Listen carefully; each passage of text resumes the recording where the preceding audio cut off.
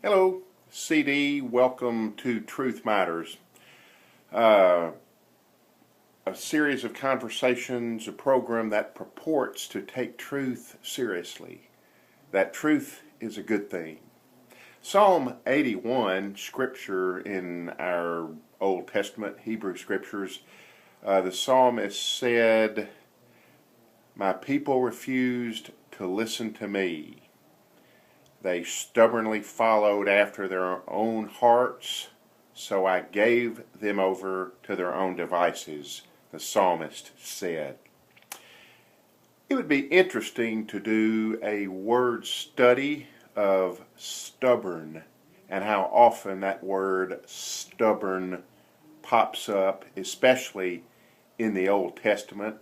I find that I just did a Google search of that. It's all through. I think that could serve to summarize the entire Old Testament, maybe the entire Bible. Stubbornness, people's refusal to do what they know is their duty, to do what they know is right. Maybe you're like me and you found that most of the things you know you need to do or not do, you don't need to pay a high-powered $200 an hour therapist to tell you. You already know it. You stubbornly persist in doing otherwise. I plead guilty. I think for the most part we know exactly what we need to do. When was the last time we heard any sermon or message on the wrath of God? We don't like hearing that, do we? Maybe because we're stubborn and we don't want to hear it and we don't want to be reminded of it. All business consulting, and that's what I do for a living. I'm a consultant. Maybe you're a consultant. But it's not all consulting, however secular it might be, simply reminding one of an unwelcome truth, something a person already knows.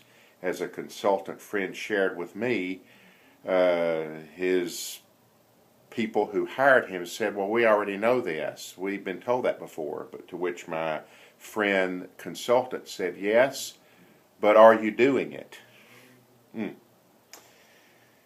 The wrath of God is when, as the psalmist said in 81, God says, "Go ahead, follow your own devices. You're not going to listen." I see God in these scriptures and others as a proud but responsible parent who says, in effect, the proud slogan of Burger King, "Have it your way. You're not going to listen. Go ahead and have it your way." So I let them follow their own stubborn devices. Ouch.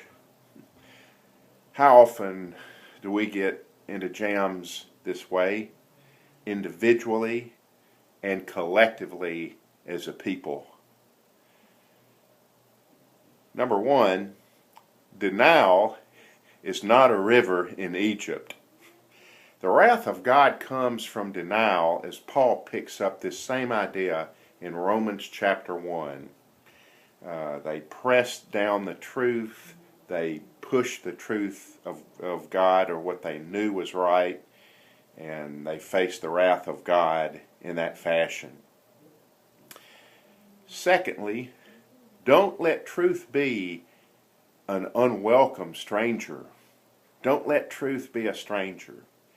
Jesus said, "My followers are them who hear the truth and follow it. Them who love the truth," Jesus said. Jesus said, "I am the way, the truth, and the life." What truth-procuring activities have you given yourself over to, besides church or matters of faith? Take care. Truth matters.